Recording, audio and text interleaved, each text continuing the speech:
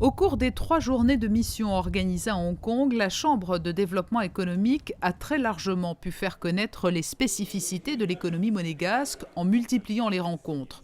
Mais ce déplacement avait également des enjeux très concrets pour la quinzaine d'entrepreneurs présents. Nous avons énormément d'entreprises intéressées par les marchés asiatiques, chinois bien évidemment.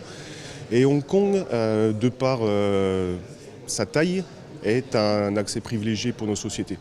Comme vous le savez, nous avons l'habitude de travailler en réseau, de travailler énormément avec nos consuls. Nous avons la chance d'avoir un consul ici à Hong Kong qui nous a beaucoup aidés, qui nous aide toujours. Et nous faisons bénéficier ces réseaux à nos sociétés. Hong Kong est la porte vers la Chine. C'est plus facile pour nous, vu la taille de nos pays. C'est plus facile pour nous d'attaquer le marché asiatique depuis Hong Kong, encore une fois de par la proximité de ces relations avec nos propres réseaux. Et dans leurs domaines respectifs, qu'il s'agisse de l'immobilier, de l'événementiel, de la restauration, du luxe, du tourisme ou plus généralement du négoce international, tous les entrepreneurs représentés à Hong Kong avaient en tête des objectifs bien spécifiques. Nous sommes lancés en octobre.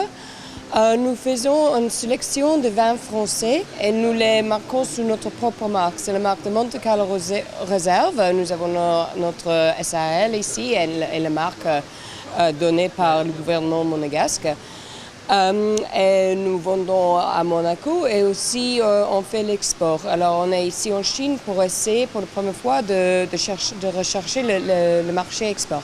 Moi c'est l'observation pour voir tout ce qui est nouvelles recettes culinaires, parce qu'il y a beaucoup à Hong Kong, beaucoup se fait à Hong Kong, beaucoup de chefs, très bons chefs sont à Hong Kong.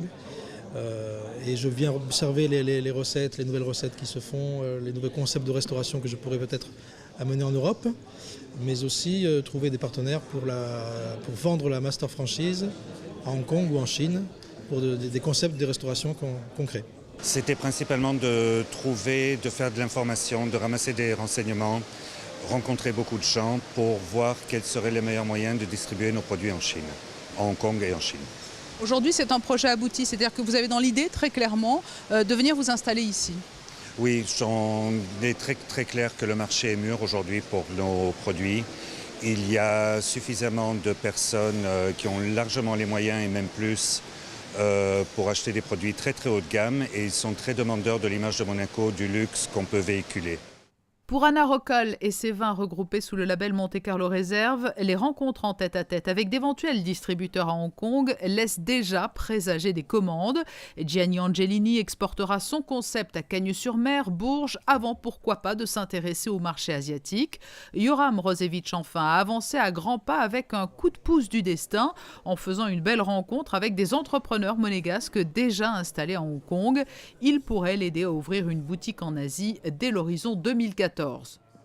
D'autres entrepreneurs sont venus avec des objectifs commerciaux différents. Certains étaient là en observateur pour voir ce qui se fait actuellement à Hong Kong dans leur secteur d'activité, comme par exemple Stéphane Giacardi de la société monégasque d'électronique ou Robin Morris de Phonsoft, spécialisé dans la messagerie unifiée, les fax en réseau et dont les principaux partenaires s'appellent Microsoft ou IBM.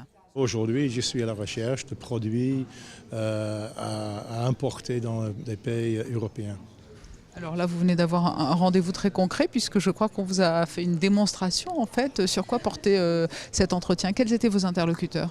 C'était un produit fingerprint recognition, c'est-à-dire si on veut vérifier un employé, par exemple, un employé qui vient et qui part, on appelle ça attendance record en anglais, on met la pouce et puis voilà. Le fait que la personne est venue ou il est parti est inscrit informatiquement dans un serveur. Ça fait 2 jours que nous sommes ici et je dois dire que pour moi c'était très bénéfice. J'ai déjà fait la connaissance de 4 personnes qui sont très très valables. Pour vous donner un exemple, il y a 2 minutes, j'avais un rendez-vous avec un monsieur, un avocat chinois et qui a les contacts à Beijing et il est en train d'établir un bureau à Monaco. Il me demandait comment il peut faire pour établir un bureau d'avocat à Monaco. Alors j'ai pu l'aider et donner des petits tuyaux pour montrer une affaire dans la principauté. Les contacts noués à Hong Kong laissent présager de futurs nouveaux partenariats économiques, mais déjà, tous les regards sont maintenant tournés vers un autre pays aux chiffres de croissance prometteurs, le Kazakhstan. Une mission CDE s'y déroule actuellement.